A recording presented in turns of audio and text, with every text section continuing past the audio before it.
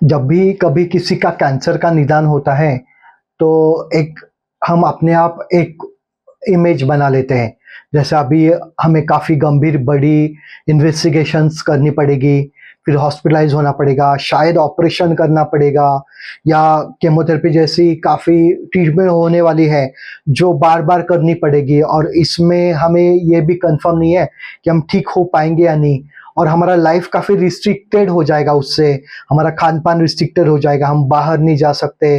या दूसरा है हमारे सारे बाल अभी चले जाने वाले हैं या हमारी बॉडी का टॉक्सिसिटी बढ़ जाएगी और हाँ, ये सारे लगभग बड़े प्रयास करने के बाद में भी ऐसा है कि हमारा आयु अभी काफ़ी कम हो गया है, हमारी एक्सपेक्टेंसी काफ़ी कम है और उसमें और एक भय है कि ये कैंसर का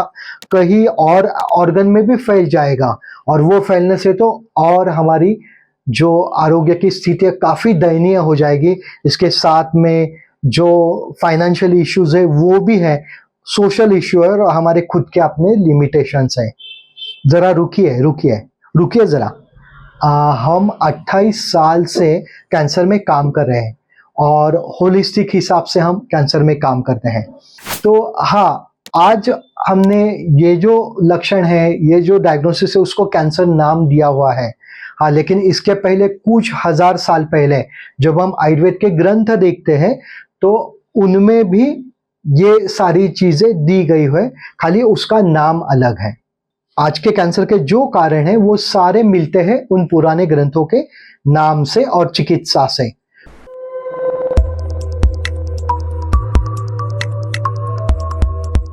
जैसे आयुर्वेद में ग्रंथि जैसा निदान हो गया, अर्बुद जैसा डायग्नोसिस हो गया, भारक्षय जैसा हो गया, राजक्षमा हो गया, कुष्ठ जैसे निदान हो गए, उनमें कैंसर का अच्छी तरीके से इलाज बता रहे हैं और हम पिछले 26, 27, 28 साल से लगातार कैंसर में काम करते हैं। कैंसर के रुग्णों के निदान के बाद में हम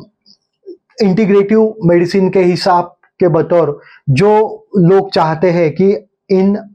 दवा का ट्रीटमेंट का भी फायदा उठाया जाए, तो उसके साथ में कैंसर के लिए आयुर्वेद के हिसाब से निदान करके उस पेशेंट का प्रिसाइज कंडीशन स्पेसिफिक डाइट क्या होना चाहिए, उसका लाइफस्टाइल क्या होना चाहिए, उसको क्या ट्रीटमेंट करवानी है, जिसमें लेप हो गया, जलौकावचरण लीच थेरेपी हो गई, बस्ती जैसी चिकित्सा हो गई, तो ये क्या करनी है उसकी अवस्था के हिसाब से उसको क्या आयुर्वेदिक दवा है कि जो ज़्यादा सूट होगी, तो ये सारा इलाज हम करते हैं। और ये लास्ट 26-27 साल में जो रुग्ण हमारे पूरे ठीक भी हो गए, उनके लाइव रिव्यूज हैं, जो कैंसर रुग्ण पूरे ठीक हुए हैं उन्होंने लाइव रिव्यूज भी दिए हुए हैं। उसके साथ में कुछ पेशेंट जिनके रिपोर्ट अच्छे नहीं थे, उनके रिपोर्ट भी अच्छे हुए हैं। तो ये अंत नहीं है, उल्टा एक नई शुरुआत के हिसाब से काम करेगी आपके कैंसर के इलाज में या चिकित्सा पद्धति में, तो जरूर इसका लाभ लें। तो आप ये भी बात जान ले कि अगर आपका कोई कैंसर का निदान होता है, जैसे एंड स्टेज लिम्फोमा ऐसा निदान हो गया,